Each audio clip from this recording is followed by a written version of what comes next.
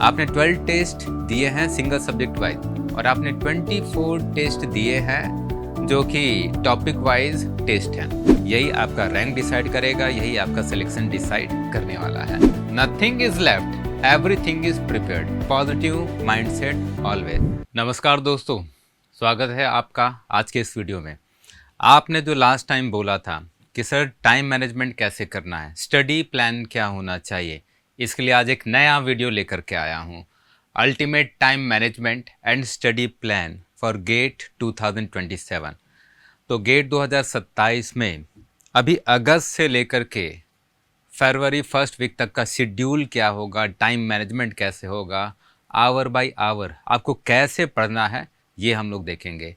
और यहाँ भी 4 स्टेप वे है, मतलब 4 स्टेप्स हैं जिसे आपको फॉलो करने हैं।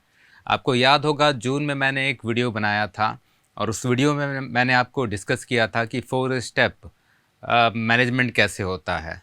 ठीक है, तो वही 4 स्टेप वापस से फॉलो करना है। बट लास्ट टाइम जो वीडियो था उसमें 4 स्टेप वे था कि आपको जो टेस्ट सीरीज देना है वो कैसे देना है। बट अभी जो है ये 4 स्टेप है ultimate plan for study and managing some hours in the exam. ठीक है, सबसे पहले स्टेप 1 स्टार्ट होगा अगस्त 2026 से, मतलब अभी से, क्योंकि अभी महीना कौन सा है, अगस्त का है। इसमें जो टोटल टाइम आप स्टडी के लिए देंगे वो मैंने यहाँ डिसाइड करके रखे हैं कि आपको 11 से 13 घंटे देने हैं, 11 to 13 आवर्स पर डे। अब 11 to 13 आवर्स पर डे में जो आवर का डिवीज़न है वो कुछ ऐसे हैं। पहले आपको 5 to 6 आवर्स पर डे देना है क्लासरूम टाइम के लिए, मतलब 5 से 6 घंटे जो भी आपकी ऑफलाइन क्लासेज हैं, ऑनलाइन क्लासेज हैं, वो आपको करना है। फिर रिमेनिंग 6 to 7 आवर्स आपको फिर कहाँ पर देना है, सेम सब्जेक्ट के रिवीजन के लिए प्लस प्रीवियस सब्जेक्ट के रिवीजन के लिए। ये जो 6 to 7 आवर्स हैं वो मैंने यहाँ पर डिवाइड करके रखे हैं। इसे हमने डिवाइड किए हैं 3 ब्लॉक्स में, जिसमें सबसे पहले 2 आवर्स। इन 2 आवर्स में आपको क्या करना है, revision of the same day classroom content, मतलब क्लासरूम में जो आपने करेंट सब्जेक्ट पढ़ रहे हैं उस करेंट सब्जेक्ट में जो करेंट टॉपिक हो रहा है उसके कंटेंट को देखना है। फिर कंटेंट को देखने के बाद जो नेक्स्ट 2 आवर्स में है उसमें आपको क्या करना है, जो करेंट टॉपिक है उसके PYQ और वर्कबुक सॉल्व करने हैं। जो गेट के PYQs हैं और जो वर्कबुक के क्वेश्चंस हैं वो आपको लगाने हैं। फिर रिमेनिंग 2 आवर्स में आपको क्या करना है, इसमें जो भी प्रीवियस सब्जेक्ट आपने पढ़ा है उसका रिवीजन करना है, मतलब उसका भी क्लास कंटेंट रिवाइज करना है। फिर धीरे धीरे उसके भी वर्कबुक और PYQ सॉल्व करने हैं। और अगस्त के मंथ में ही जो सब्जेक्ट आप पढ़ रहे हैं उस सब्जेक्ट का आपको टॉपिक वाइज टेस्ट दे देना है। ठीक है, तो अभी मैंने यहाँ प्रीवियस सब्जेक्ट लिखा है क्योंकि दो तरह के स्टूडेंट्स हो सकते हैं।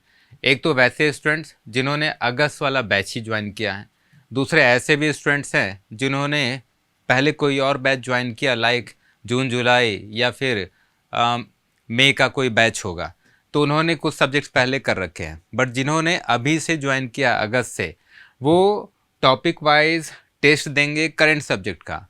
बट जिन बच्चों ने प्रीवियसली ज्वाइन कर रखा है, मई के मंथ से या जून के मंथ से ज्वाइन कर रखा है, उन्होंने तो सब्जेक्ट पहले कंप्लीट कर रखा है, उनके 2-3 सब्जेक्ट हो गए होंगे, तो वो प्रीवियस सब्जेक्ट के लिए क्या देंगे, टॉपिक वाइज टेस्ट।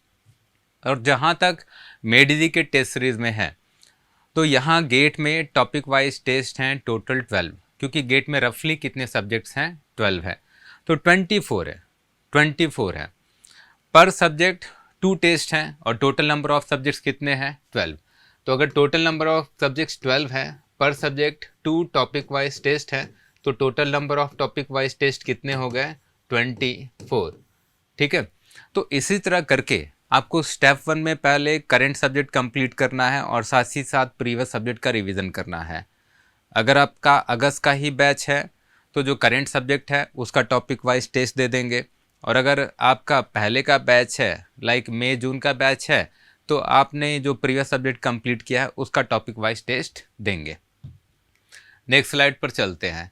इसके बाद स्टेप 2, तो स्टेप 2 कब से स्टार्ट होगा? सितंबर के मंथ में।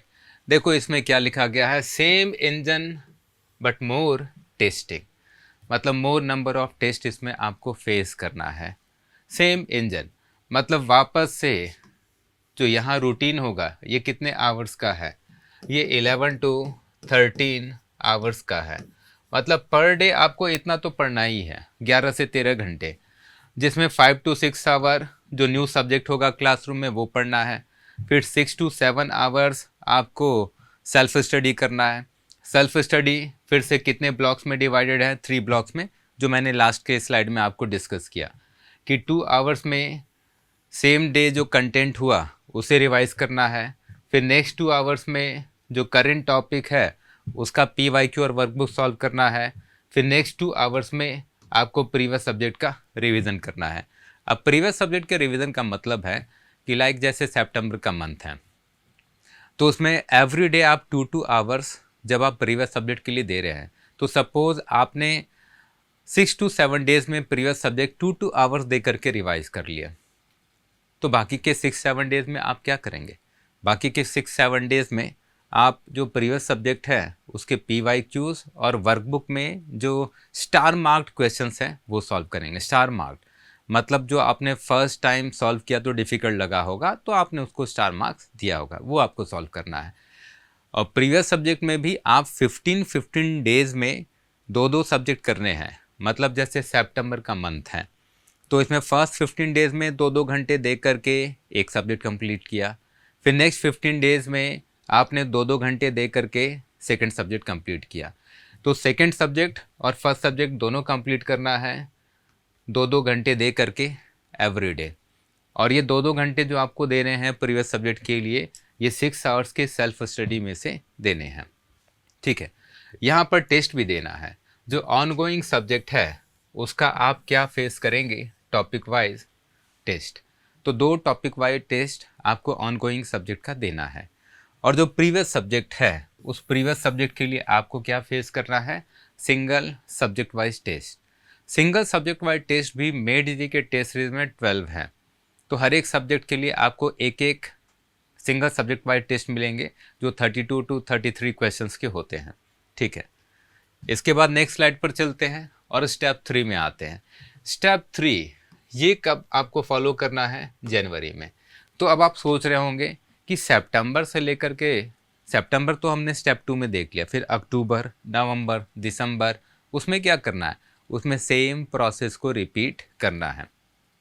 अक्टूबर में फिर से कोई नया सब्जेक्ट होगा, अक्टूबर में ही नहीं सितंबर के सेकेंड हाफ में कोई नया सब्जेक्ट होगा, और साथ ही साथ आप प्रीवियस सब्जेक्ट का 2 घंटे एवरी डे दे करके रिवीजन करेंगे।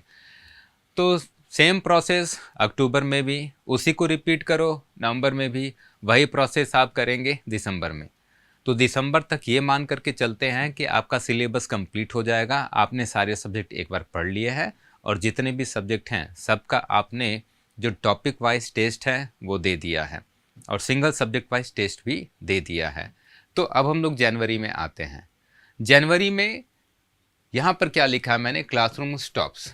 मतलब जनवरी में जनरली दिसंबर एंड तक सिलेबस कंप्लीट हो जाता है, तो जनवरी में आपको सेल्फ स्टडी ही करना है। आपकी क्लासेस तो होंगी नहीं, तो उस समय आप क्या करेंगे? सेल्फ स्टडी करेंगे। ठीक है, 0 क्लासरूम आवर्स। तो अब आपको क्लासरूम में कोई समय नहीं देना है, बट आपको सेल्फ स्टडी कितने आवर्स करना है? 13 to 14 आवर्स। क्या लिखा है मैंने? Self study hours per day. अब यहाँ पर थोड़े आवर्स पढ़ाने पड़ेंगे, अभी भी 11, 12 या 13 घंटे नहीं, अब 13 to 14 आवर्स, 1-2 घंटे बढ़ाने पड़ेंगे, क्योंकि जनवरी का टाइम है और यही डिसाइडर मंथ है। यही आपका रैंक डिसाइड करेगा, यही आपका सिलेक्शन डिसाइड करने वाला है। तो 13 to 14 आवर्स आपको स्टडी करने हैं। इसमें गेट में रफली कितने सब्जेक्ट्स हैं? 12 सब्जेक्ट्स कंप्लीट करने हैं। रफली नंबर ऑफ डेज कितने अवेलेबल हैं? 30। बाय द वे जनवरी में 31 होता है, तो वो एक्स्ट्रा डे मैंने मार्जिन के लिए रखा है। तो जो मैंने एक्स्ट्रा डे रखा है वो किसके लिए है? मार्जिन के लिए है। मार्जिन का मतलब है कि कोई सब्जेक्ट का जो आपका टारगेट है वो कंप्लीट नहीं हुआ तो आपके पास एक्स्ट्रा दिन है।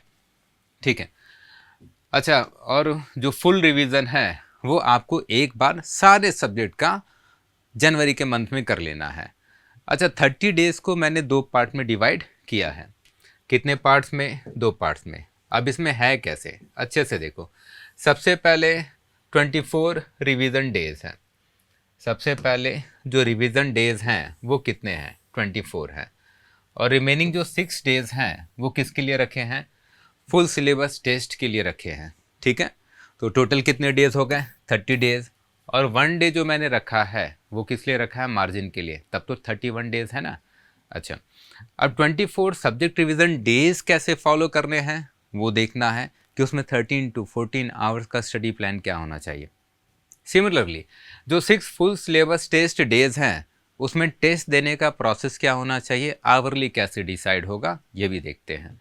ठीक है, तो नेक्स्ट स्लाइड पर चलते हैं। Okay, how the 30 days are divided. Okay, तो 24 डेज ये किसके रिवीजन के लिए है? सब्जेक्ट के रिवीजन के लिए। तो 24 डेज सब्जेक्ट के रिवीजन के लिए टोटल नंबर ऑफ सब्जेक्ट कितने? 12। सपोज आपने पर सब्जेक्ट 2 दिन रिवीजन के लिए दिया, ठीक है, पर सब्जेक्ट 2 दिन रिवीजन के लिए दिया, तो 12 सब्जेक्ट में कितने डेज लगेंगे? 24 डेज। मतलब जो 24 डेज हैं उसमें आपको 12 सब्जेक्ट रिवाइज करने हैं, और 12 सब्जेक्ट जो रिवाइज करने हैं उसमें पर सब्जेक्ट आपको कितने दिन देने हैं? 2 दिन देने हैं। ठीक है, इसके बाद जो 12 FSTs हैं, फुल सिलेबस टेस्ट, मे डीजी के टेस्ट सीरीज में टोटल नंबर ऑफ टेस्ट हैं जो फुल सिलेबस टेस्ट हैं वो है 12। अब जो 12 टेस्ट देने हैं उसे भी अगर देखें तो 2 FST पर डे देना है, 2 FST पर डे। और FST डेज कितने हैं? 6। तो 2 into 6 कितना हो गया? 12 FST हो गया। तो इस तरह 6 FST डेज का डिवीज़न है जिसमें पर डे आपको 2-2 टेस्ट देने हैं। ठीक है, अब इसके बाद जो पर सब्जेक्ट रिवीजन है 2 डेज में, उसका साइकिल क्या है, उसमें आगे कैसे बढ़ना है। आपको बताया मैंने कि 24 डेज आपको रिवीजन में देने हैं जनवरी में, उसमें 12 सब्जेक्ट्स आपको 2-2 दिन करने हैं। तो एक सब्जेक्ट कितने दिन आपको रिवाइज करने हैं? 2 डेज में। ठीक है, तो डे 1 का प्लान क्या है, डे 2 का प्लान क्या है, डिटेल में लिखा है, आप अच्छे से देखिए। तो डे 1 को कितने आवर्स आपको रफली स्टडी करने हैं? 14 आवर्स। इसमें आपको रीड करना है, राइट करना है और स्पीक करना है, क्योंकि जब आप रीड करते हैं और स्पेशली जब आप रीडिंग करने के बाद इम्पॉर्टेंट फार्मूला, इम्पॉर्टेंट पॉइंट्स, या फिर सर ने जो अंडरलाइन पॉइंट आपको बोले होंगे या कुछ पॉइंट्स आपको हाईलाइट कराए होंगे, उन फार्मूले, इम्पॉर्टेंट पॉइंट्स को, हाईलाइटेड पॉइंट्स को लिख करके प्रैक्टिस करना है और बोल बोल करके प्रैक्टिस करना है।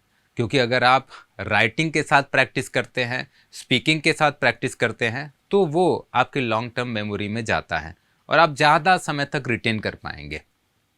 ठीक है, revise every underlined and highlighted points and formula. और रिवाइज कैसे करना है? By writing and speaking, not by silent reading. मतलब बस केवल पन्ने नहीं पलटने हैं फॉर द सेक ऑफ कि आपने रिवीजन कर लिया है। आपको फॉर्मूले और important point, underline point, highlighted point सबको लिख लिख करके प्रैक्टिस करना है, बोल बोल करके प्रैक्टिस करना है। ये तो हो गया फर्स्ट डे में आप सब्जेक्ट को ऐसे रिवाइज करने हैं। अब सेकेंड डे को वही सब्जेक्ट में क्या करना है वो भी देखते हैं। डे 2 को फिर से 14 आवर्स का सेल्फ स्टडी है। इसमें क्या करोगे? सॉल्व करने हैं। Solve only what matters most. जो ज़्यादा इम्पॉर्टेंट क्वेश्चंस हैं वो आपको सॉल्व कर रहे हैं। अब ये कैसे पता चलेगा? ये मैंने आपको पहले भी बताया है कि जब भी आप रिवाइज करते हैं तो आप रिवीजन के दौरान जब आपने गेट PYQ सॉल्व किया, वर्कबुक के क्वेश्चन सॉल्व किए, तो उसमें कुछ क्वेश्चंस आपको डिफ़िकल्ट लगे होंगे, कुछ क्वेश्चंस आपको बहुत डिफ़िकल्ट लगे होंगे, कुछ क्वेश्चंस आपको आउट ऑफ द बॉक्स लगे होंगे। तो उन क्वेश्चंस को आपने स्टार मार्क्स दिया होगा, किसी को डबल स्टार मार्क्स दिया होगा। तो ऐसे जो क्वेश्चंस हैं जो ज़्यादा इम्पॉर्टेंट है, ज़्यादा ट्रिकी है, ज़्यादा लेंदी हैं, वैसे क्वेश्चंस को आपने डबल स्टार या सिंगल स्टार दिया है। तो ऐसे जो double star, single star questions marked PYQ है और वर्कबुक के क्वेश्चंस हैं, इसको पहले सॉल्व करना है। फिर इसके बाद जो डबल स्टार वाले मार्क्ड क्वेश्चंस हैं, कहाँ से? अर्लियर टेस्ट पेपर से, उसको सॉल्व करना है। टेस्ट पेपर की बात करूँ तो क्योंकि दिसंबर तक आपने सारे सिंगल सब्जेक्ट वाइज टेस्ट दे दिए हैं, तो आपने 12 टेस्ट दिए हैं सिंगल सब्जेक्ट वाइज, और आपने 24 टेस्ट दिए हैं जो कि टॉपिक वाइज टेस्ट हैं। तो पर सब्जेक्ट आपने 3 टेस्ट तो दिए हैं, जिसमें हर सब्जेक्ट के लिए 2 तो आपने दिया टॉपिक वाइज टेस्ट, और एक आपने क्या दिया, single subject wise test.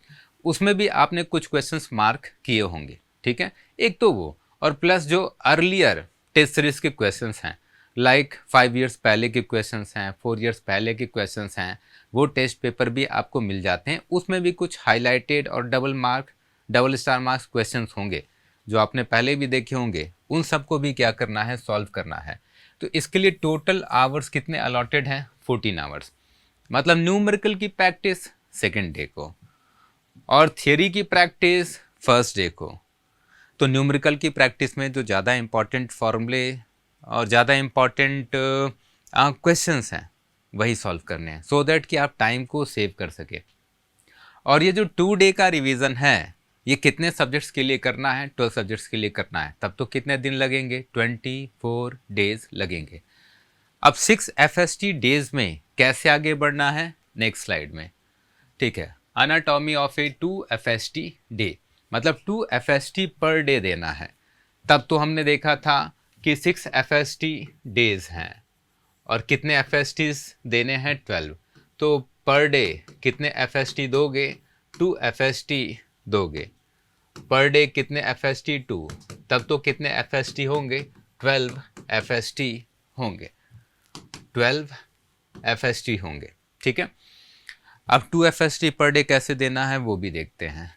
Suppose आपने FST 1 दिया, फिर आपने FST 2 दिया सिंगल डे को, इस दिन भी कितने आवर्स पढ़ने हैं, 14 आवर्स। मैंने आपको बताया है कि जनवरी के मंथ में हर दिन 13 to 14 आवर्स आपको पढ़ने पड़ेंगे, क्योंकि कुछ बनना है तो पढ़ना तो ज़्यादा पड़ेगा। FST 1 में अगर जाते हैं तो 6 to 7 आवर्स आपको FST 1 में देने हैं। फिर सेम डे जो सेल्फ स्टडी के 6-7 घंटे और बचे हैं, उसमें आपको FST 2 को देने हैं। अब 6 to 7 आवर्स को भी मैंने 2 पार्ट में डिवाइड किया। First 3 hours for attempting the paper, next 3-4 hours for analysing the paper. तो जब आपने FST अटेम्प्ट किया 3 घंटे में, सपोज आपने 3 घंटे में FST अटेम्प्ट कर लिया, तो क्या सारे क्वेश्चन सॉल्व हो गए? नहीं। क्या सारे क्वेश्चंस करेक्ट हुए जो आपने अटेम्प्ट किया? नहीं। तो कौन से क्वेश्चंस रॉन्ग थे और कौन से क्वेश्चंस ऐसे थे जो अनअटेम्प्टेड थे, मतलब आप अटेम्प्ट नहीं कर पाए, उन क्वेश्चंस को फोकस करके उसमें क्या खास था वो आपको नोट करना है और उसकी एनालिसिस करनी है। उससे आपको वीक टॉपिक सब्जेक्ट के आपको फाइंड आउट करने हैं, ठीक है। तो जो भी वीक टॉपिक किसी सब्जेक्ट का आया, उस वीक टॉपिक को एक बार, उस वीक टॉपिक का कोई पॉइंट आएगा, उस पॉइंट को बस केवल आपको क्लास नोट्स में एक बार देख लेना है। तो एनालिसिस का मतलब यही है, एनालाइजिंग द पेपर। तो एनालाइज करने का मतलब क्या है, revise the weak topics, the formula, the questions you got wrong, या फिर यू हैव नॉट अटेम्प्टेड, ठीक है। तो जो वीक टॉपिक्स का फॉर्मूला है या कोई अंडरलाइन पॉइंट है, कोई ट्रिक है जो आप भूल गए, जिसकी वजह से क्वेश्चन सॉल्व नहीं हुआ FST का, तो आपको उस फॉर्मूले को, ट्रिक को रिवाइज कर लेना है। कैसे रिवाइज करना है मैंने बताया है, राइटिंग से और स्पीकिंग से, ठीक है। सेम प्रोसेस आपको FST 2 के लिए भी करना है। मतलब सेम डे में जो बचे हुए 6 से 7 घंटे हैं सेल्फ स्टडी के, उसमें फिर से 2 पार्ट में डिवाइड करो। First 3 hours for attempting the paper, next 3-4 hours for analysing the paper, ठीक है। तो आपको ये तो पता चल गया कि 6 FST डेज हैं, उसमें पर डे कितने FST देने हैं, 2। फर्स्ट 6-7 आवर्स में FST 1 और उसका एनालिसिस, फिर नेक्स्ट 6-7 आवर्स में FST 2, उसमें 3 घंटे FST 2 दोगे और बाकी के 3-4 घंटे में उसकी एनालिसिस। एनालिसिस में आपको डिटेल में मैंने बता दिया है कि करना क्या है। इसके बाद फाइनल स्वीप होगा कब, फेब के फर्स्ट वीक में, ठीक है, फेब 2007 के फर्स्ट वीक में, ठीक है। इसमें क्या करना है, revise 3-4 subject every single day, तो आप घबरा मत जाना कि 3 से 4 सब्जेक्ट एवरी सिंगल डे करना है, ठीक है। आप 3 कर सकते हो, कुछ नहीं तो 2 कर लो, लेकिन मैंने 3 to 4 क्यों लिखा है, क्योंकि फर्स्ट वीक के आसपास ही गेट का पेपर स्टार्ट हो जाता है, फर्स्ट वीक के एंड के आसपास या सेकेंड वीक से तो स्टार्ट हो ही जाता है। इसलिए मैंने यहाँ पर टारगेट ज़्यादा रखा है कि अगर मैं 3-4 लिखूँगा तो आपके दिमाग में रहेगा कि अच्छा सर ने बोला है 4 सब्जेक्ट्स पर डे, तो चलो 3 सब्जेक्ट पर डे रिवाइज़ कर लेते हैं। तो 3 सब्जेक्ट्स भी रिवाइज़ कर लोगे, देन दैट इज़ ओके। क्योंकि अगर आप 3 सब्जेक्ट्स पर डे रिवाइज़ करोगे तो 4 डेज़ में 12 सब्जेक्ट रिवाइज़ कर लोगे, और गेट में टोटल नंबर ऑफ सब्जेक्ट्स कितने हैं, 12। और अगर आप 4 डेज़ में रिवीजन कर रहे हैं और हर दिन 3-3 सब्जेक्ट कर रहे हैं तो 4 into 3 कितना हो गया, 12 डेज़ हो गया। क्या रिवाइज करना है, revise only important highlighted and underline points and formula. No numerical solving in the month of Feb. आपको कंफर्टेबल रहना है क्योंकि आपने प्रिपेयर किया है। उस समय अगर कोई क्वेश्चन फंस गया, अटक गया, नहीं हुआ सॉल्व, तो आपका बना बनाया कॉन्फिडेंस ब्रेक होगा। तो बेटर है कि आप फुल कॉन्फिडेंस में रहें। आपने जो तैयारी की है बेस्ट है, आपने जो प्रिपरेशन किया है बेस्ट है, आपने जिन फैकल्टीज से पढ़ा है, जिस इंस्टीट्यूट से पढ़ा है वो बेस्ट है, ठीक है। और गेट में इस माइंडसेट के साथ जाओगे तो गेट को एक अच्छे रैंक के साथ क्रैक करके आओगे। तो इसलिए मैंने लिखा है कि revise only important highlighted underline points and formula, ठीक है। कैसे रिवाइज करोगे, वापस से बोल रहा हूँ, राइटिंग से और स्पीकिंग से, लिख लिख करके और बोल बोल करके रिवाइज करना है। और उसके बाद आपको एवरी डे 7 से 8 घंटे का साउंड स्लीप लेना है। 7 to 8 आवर्स की साउंड स्लीप लोगे तो आपका माइंड बहुत पीसफुल रहेगा, सो दैट कि नेक्स्ट डे जब आप उठोगे तो आपका माइंड फ्रेश रहेगा। और वापस से जब 3 to 4 सब्जेक्ट्स रिवाइज करने होंगे तो आप इजीली कंटेंट को ग्रैस्प करते जाओगे। तो माइंड की जो ग्रैस्पिंग पावर है वो बढ़ जाती है अगर आपने साउंड स्लीप लिया है, ठीक है। तो ये फाइनल स्वीप आपने देख लिया है। इस तरह कितने सब्जेक्ट आपको रिवाइज करने हैं, 12। कितने दिनों में रिवाइज करने हैं, 4 to 5 डेज। मार्जिन मैंने ज़्यादा रखा है, बाय द वे 4 डेज में तो हो ही रहा है, बट स्टिल कोई सब्जेक्ट अगर लेंदी रहा तो मे भी हो सकता है कि किसी दिन आप 2 ही सब्जेक्ट कर पाएँ। तो इसलिए मार्जिन रखा है एक्स्ट्रा डे का कि चलो 4 नहीं हुआ तो 5 दिन में रिवाइज कर लेना। तो 5 डेज में आपको 12 सब्जेक्ट रिवाइज कर लेने हैं। और फाइनली आपका माइंडसेट ये होना चाहिए कि you are now prepared for the exam in best possible way. आपके दिमाग में ये चीज़ होना चाहिए कि आपने बेस्ट प्रिपरेशन किया है, आपने बेस्ट एफर्ट दिया है, आपने बेस्ट टेस्ट सीरीज दिया है, आपने टेस्ट सीरीज का बेस्ट एनालिसिस किया है, और आपने बेस्ट पॉसिबल वे से पढ़ा भी है, और आपने अपना बेस्ट एफर्ट भी दिया है। सो 4 स्टेप जो रोड मैप था, एक बार उसको ब्रीफली देख लेते हैं। स्टेप 1 कब से स्टार्ट हुआ, अगस्त से। अगस्त में आपने क्या किया कि 5 to 6 आवर्स का क्लासरूम किया, फिर उसके बाद 6 to 7 आवर्स का क्या किया, सेल्फ स्टडी किया, जो मैंने डिस्कस कर लिया है। और आपको 11 से 13 घंटे पर डे पढ़ने हैं। फिर उसके बाद सितंबर 2006 में नए सब्जेक्ट स्टार्ट हो गए, और प्रीवियस सब्जेक्ट का क्या हो गया, रिवीजन स्टार्ट हो गया, और दोनों के टेस्ट भी आपने स्टार्ट कर दिए। सो 2 लेयर्स ऑफ टेस्टिंग, मतलब करेंट सब्जेक्ट का टॉपिक वाइज से टेस्ट, और जो प्रीवियस सब्जेक्ट है उसका सिंगल सब्जेक्ट वाइज टेस्ट देना है। फिर ये प्रोसेस आपको कब तक करना है, दिसंबर तक। दिसंबर तक सारे सब्जेक्ट कंप्लीट हो जाएंगे, सारे सब्जेक्ट का एक बार रिवीजन हो जाएगा, तभी तो आप सिंगल सब्जेक्ट वाइज टेस्ट दोगे।